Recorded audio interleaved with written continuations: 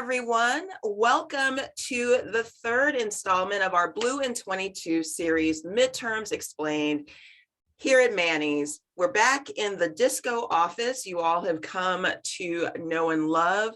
My name is Precious Green. I'm the Director of Programming here at Manny's, and I'm very honored and so excited because today's battleground state, the key battleground state for 2022, is my home state, Georgia. And so I have the honor, the pleasure, and the treat of talking to Congresswoman Nikema Williams, who is the chairwoman of the Georgia State Democratic Party. So we are going to dive right in.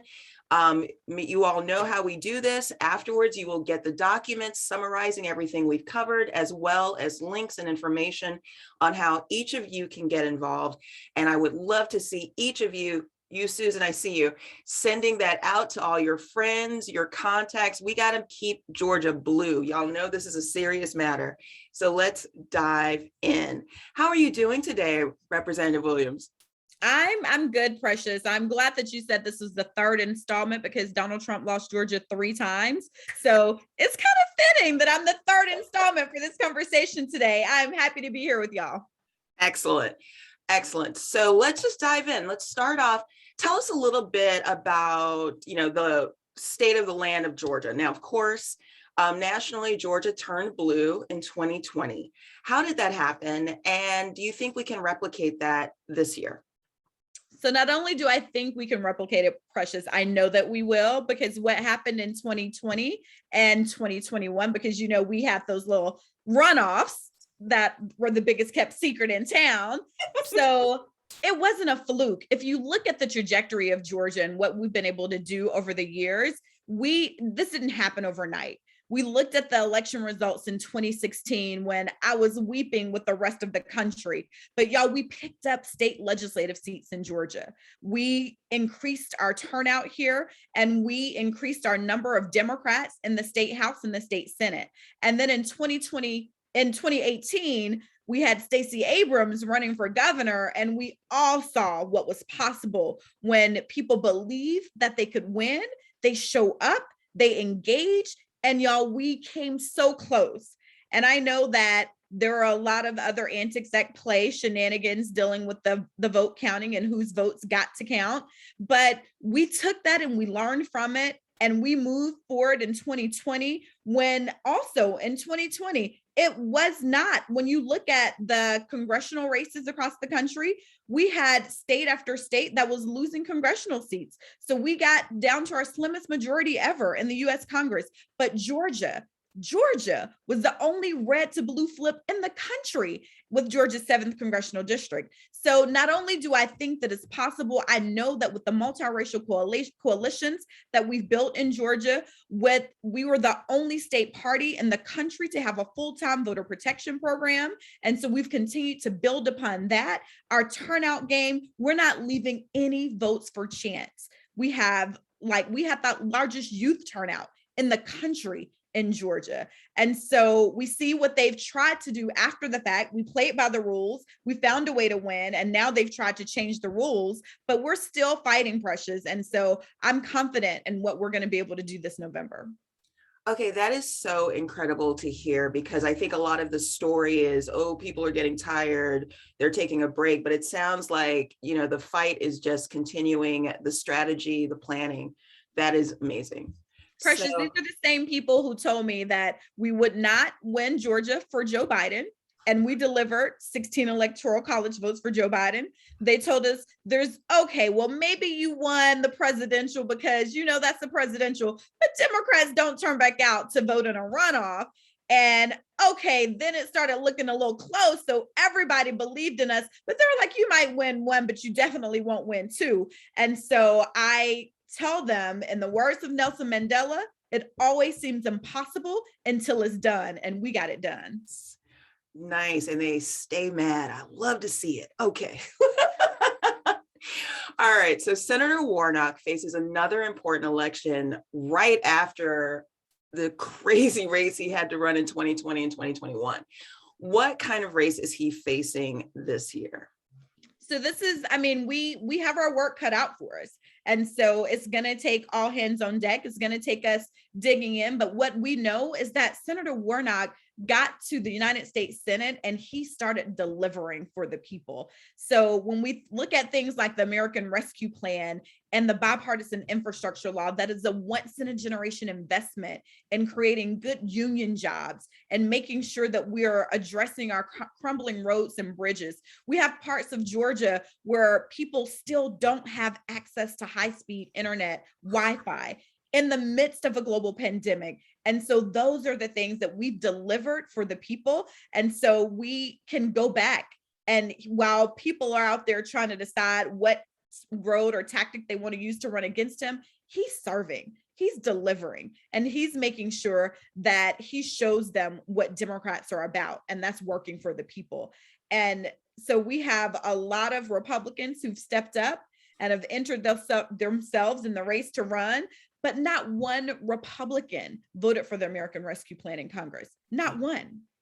Yeah. And we know that that got shots in arms, and it got people back to work and our children back to school.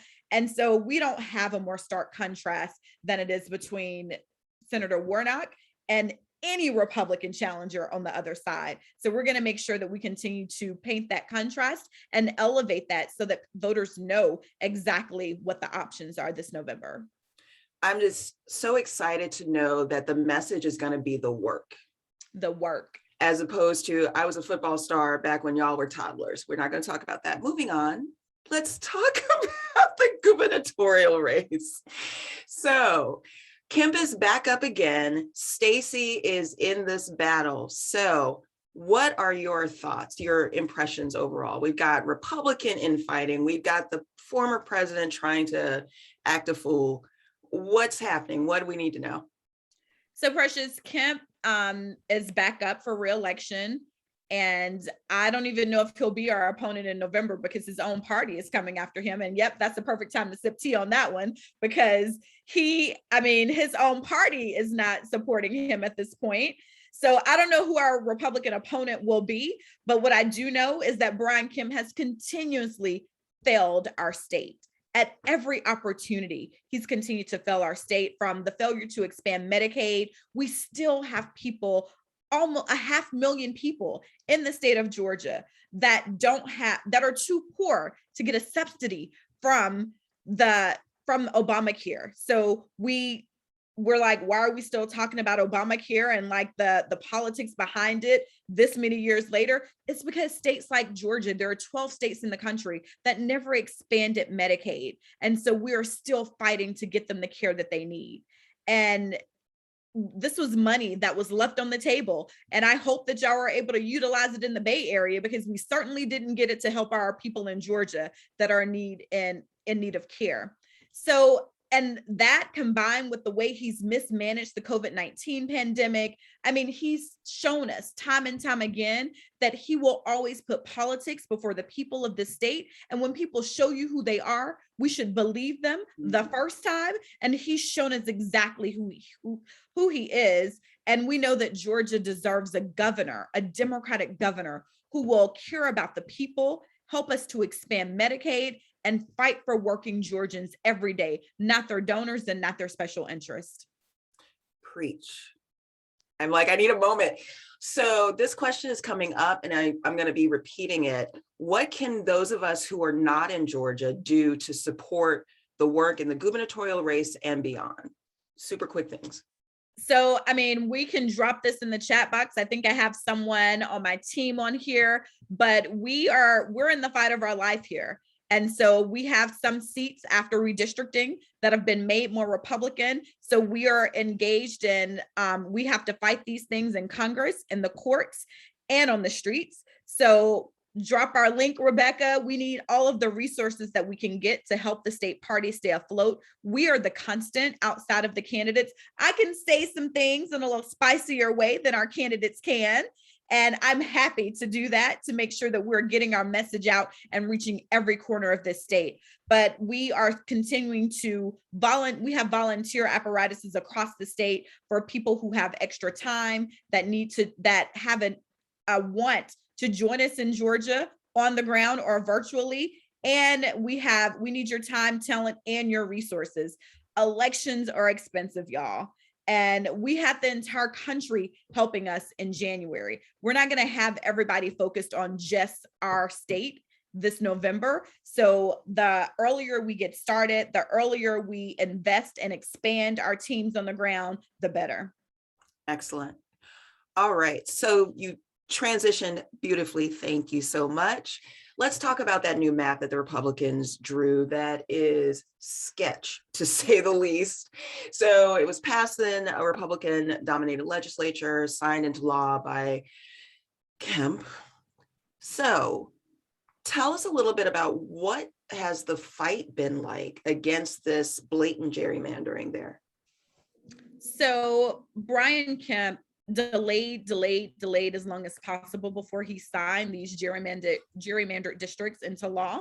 And so we were looking at New Year's Day, him signing the maps into law so that he could delay an eventual court battle and hopefully get to the point where no judge would intervene. But what we just saw yesterday in Alabama, of all places, that Alabama maps were enjoined by federal judge because of the way that they've diluted the Black voting power. And the same thing has happened here in Georgia. What they did in a district that was once held by Newt Gingrich, where we had Congresswoman Lucy McBath in Georgia's 6th congressional district, she was able to flip that seat in a Trump election year. She was able to make sure that that seat turned blue. And then what we have seen now is they've made that an R+20 seat. So they have gerrymandered her district. They've gerrymandered them into a majority in Congress in a state that is clearly 50-50. We have 2 Democratic senators, and we were a battleground state for the November presidential elections, but they have made it so that in our 14 congressional seats, we'll only have 5 Democrats. But they don't get the final say in this. Yes. We are waiting now we're keeping Democrats engaged first at every step of this process. We had advocates showing up at the state capitol, voicing their concerns, and we presented a fair map that showed exactly what a fair map would look like with half Democratic, half Republican seats, because we are truly a 50-50 state. But they had no interest in even considering our maps, and they forced their maps through. They rushed them through in the legislature. And so now we are waiting to see what the courts have to say about this. Oh man. Okay. So that's a lot to absorb. So we were trying in our research, we were trying to see like, what are the competitive or flippable districts in this new map? Do you see any that are potentially flippable, even with this gerrymandering that's taken place? So what they've done, Precious, is even Democratic strongholds like Georgia's 2nd congressional district with Representative Sanford Bishop down in Southwest Georgia, that is now a potential pickup seat for Republicans. You're kidding. We know that everything is on the table, and we have to make sure that we are fighting at every angle. They can't gerrymander our statewide elected officials, so we're going to be working on turnout that will impact us all across the state, but we have to take these lines serious that they've drawn, because I don't know how long a court battle will take or if a judge will intervene. But what we do know is that right now they have drawn us into the minority for the next generation in Georgia. For another decade, they have gerrymandered us into a minority and for our congressional seats. Wow. Okay, so plenty of work to do. We still have the courts to speak up and see what they say and push regardless. Let's turn now to talking about the state legislature, which is the source of so much of this mess. Currently, the Republicans have majorities in both under the Gold Dome. For those of you who don't know, that's what we refer to Georgia state capitol. So they've got majorities in the state Senate and House. From a bird's eye view, Democrats just need to flip 7 Senate seats and 7 state House seats. And that seems possible. How are you feeling about that? Is it realistic or is that wishful thinking? And if so, what do we need to do to make that happen? So our goal is always to flip as many congressional or as many state house, state senate seats as possible to turn them blue. In 2020, we were the only state in the country that flipped both a state house seat and a state senate seat. So winning down ballot races has always been a priority for us. And we know that our voters are still engaged because we see what we were able to do in the municipal elections just this past fall. We were able to flip over 40 municipal seats statewide here in Georgia this past November.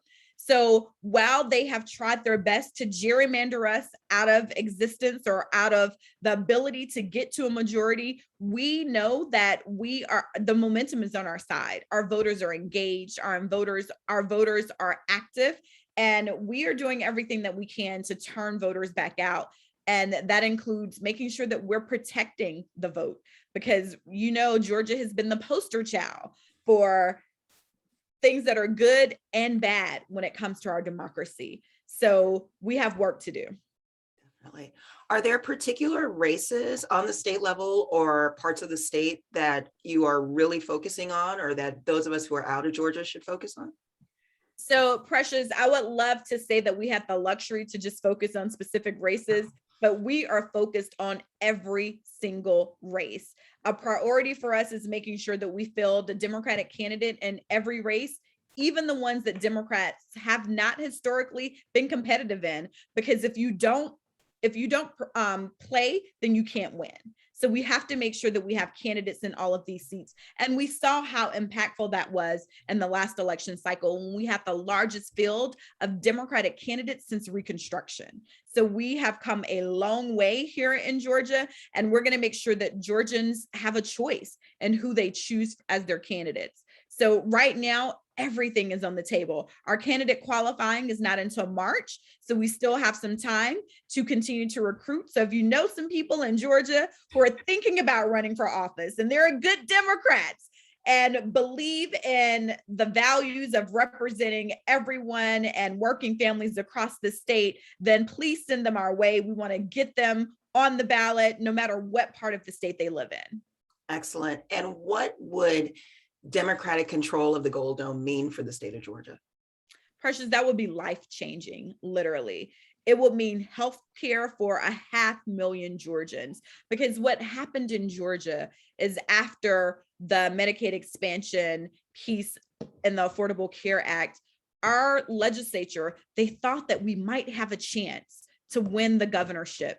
So they moved control of who can get Medicaid expansion in place to the state legislature. So it's not even in the hands of the governor at this point. So literally, it would be life-changing for 500,000 more Georgians getting health care. It would mean more economic opportunity, greater investments in our state education system, instead of arguing about, are we going to actually teach facts in our schools or not? Then that means we can actually send our children to school and get a good public education. And that is near and dear to my heart. I have a 6-year-old son who's in 1st grade. And so every day I look at the things that I'm fighting for and the impact that they'll have on his future. So right now, under Republican leadership, Georgia is ranked in the bottom 10 of the best states to raise a family. The bottom 10. Oh. Right. I feel like I'm recreating a meme right now in reaction to that. Are you kidding? I mean, and we're also 46, Precious, in health and safety, 39th in education and childcare, 46 in the infant mortality rate. And we were dead last for that. Georgia was the worst place for pregnant women in the country. Our maternal mortality rates mirrored those of 3rd world countries. So we know that we need new leadership in the state, and we're going to get that done in November. Clearly. I'm just gobsmacked because it doesn't make sense. It just doesn't make sense. So here we get to talk about the work that's being done that we all are doing or can do. What are the efforts that the party's doing to continue to get that vote out for the primaries and also in the general? So Precious, when I was elected state party chair, part of my platform was making sure that we had a year-round organizing program. We would always hear, oh, this year we're going to start our program a little earlier. Let's start in August this year instead of after Labor Day. Let's start during the summer. And I was like, well, I have a novel idea. What if we never stop? What if we continue to organize year round and people see you and connect you to the issues that they care about on a year round basis, connecting the legislature to what is happening in their everyday lives, connecting what is happening in Congress to your everyday lives. So Precious, we haven't stopped organizing. We are calling and texting voters, communicating in every way possible to make sure that we maintain a strong voter turnout. Voter protection is also a huge part of the get out to vote strategy. So we're going to continue our massive efforts across the state to make sure that Georgia voters know what has changed in this SB 202, which I call Jim Crow 2.0. And they need to know where, when, and how they can cast a ballot under this new law. So that has been at the forefront of what we've been doing, and we just haven't stopped. This is awesome. So awesome. You've already touched on the bill leading the way in voter suppression. What are some of the other challenges that you all are facing there in Georgia, getting the voters ready to go? So I think like not even just touching on the bill, but like just even more about what we're up against when it comes to voter suppression. Republicans have literally thrown every suppressive measure that they can think of into the mix of our election cycle. And we are in the midst of a legislative session right now. And so they've already started with this legislative session introducing voter suppression bills. So they've changed the timeline for absentee voting to make it shorter. They've made it harder to vote absentee. They've restricted the number of drop boxes. They've also made drop boxes only available between the hours of 9 a.m. and 5 p.m. And I don't know about you, but you probably need them most after 5 p.m. So they're not available on the weekend. They're inside of the buildings now. So they're not available outside of the building. And I know when I talk to my constituents, especially parents, who when I pick Carter up from school and he wants to get home and get a snack, because I don't know what they do at schools, but like that appetite gets on like a 10 every day. And I'm trying to get him settled. And I might want to just drive up and drop my ballot off like you do at the post office. Imagine that. That drop box is secure. And I can drop my mail off at the post office and keep it moving. I don't have to get out and go inside or take him out of a car seat, but that's what you have to do now with drop boxes in Georgia. Get out of the car, go inside the building, and make sure you get there before 5 o'clock because that's the cutoff time. I mean, everything that you can think of. And then if you look at our runoff election process, how we were able to say, if you didn't vote in November, you can make sure that you register to vote and you can register for the January runoff. They've stopped voter registration during the runoff period. So you can no longer register to vote in the interim. They've also shortened the runoff period because they're like, well, maybe we gave them Democrats a little too much time to get their people back out to the polls. So that period has been reduced for the time frame for the runoff election. But what I do know is that Georgia is the cradle of the civil rights movement. I represent the district in Congress that was held by John Lewis. And so what I know is that Georgians are resilient, we're determined, and this isn't our first rodeo at voter suppression. So we are not stopping. We are not letting them get us off track. We are continuing to do the work to make sure that people understand what's at stake. They understand what this new law means. And so it means we're going to have to expand our team because these are things that the Secretary of State should be doing, telling people what the new law is and how they should vote. Our goal should always be to make it easier for people to vote, not harder, but that's not happening here. So we're doing the work for them because we know that Georgia Democrats are going to continue to deliver because people are counting on us for their very lives. Incredible. As you were talking, I was just hearing like a teacher from high school saying, Jesus, take the wheel. But we know John Lewis, the spirit, the energy, the Democratic Party, your leadership, you all have got this and we are fired up. Thank you so much for so much critical and important information. So now I want to pivot a little bit, kind of touching back on how we outside of Georgia and within Georgia can get involved, but I want to make sure everyone has some dates. So when are the primaries kicking off? May 24th. So our qualifying is in March, but May 24th is our primary election date. And that is when we will know who our ticket is for the Democratic Party, because we have a competitive primary and people are stepping up to run all across the state. And on May 24th, we will have our ticket solidified with our primary elections. Excellent. And I just have to, because we're almost out of time, but I just want to say thank you again. It is wonderful to feel this palpable energy from you and know that it is representative of what's happening on the ground in Georgia. So everyone, again, tell them what they can do to get involved now or later to help out with these key races. What do you need from us? So we need you to stay in touch. We need you to follow us on social media. And our Twitter handle is @Georgia Democrat. Y'all know S, just like it's one of us, but it's a whole lot of us. But @Georgia Democrat.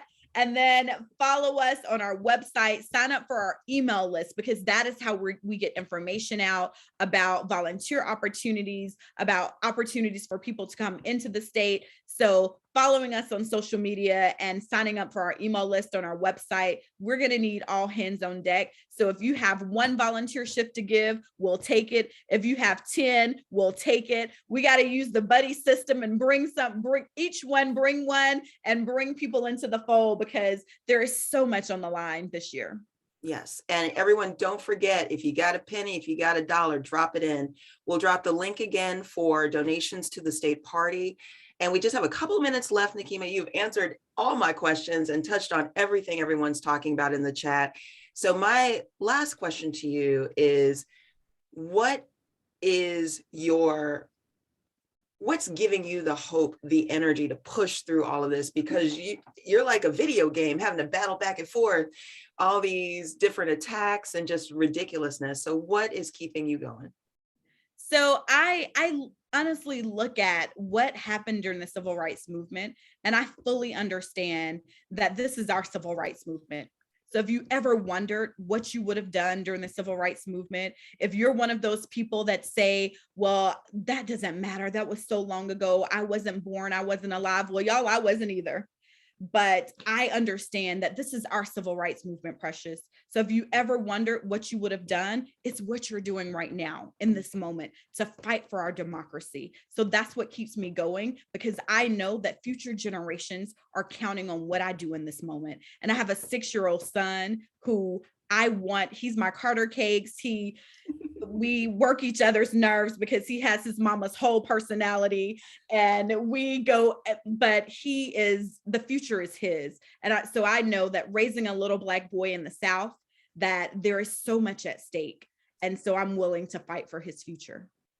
Awesome. Representative Nikema Williams, thank you so much. Everyone, I know you all agree this was powerful and amazing, and we got it done in half an hour. So thank you all so much for joining us. As always, we will be sending out the document summarizing what you learned today, but make sure you sign up to volunteer, to donate, and also make sure you join us on Thursday for the next installment in our series when we're talking with State Party Chair from the state of Wisconsin, Ben Wickler. We're so excited. Thank you all for your ongoing support of Manny's. If you're not already on our mailing list, make sure you fix that. Welcome to Mannys.com. If you're interested in becoming a sponsor to support us as we do more of this work, we'll also have that information in the chat. Everyone, thank you all so much. We have known each other for a number of years. So I'm like, Nikema, thank you, girl. Oh, what an honor. Georgia is in good hands because they are in your hands. So thank you so much. All right, everyone, take care.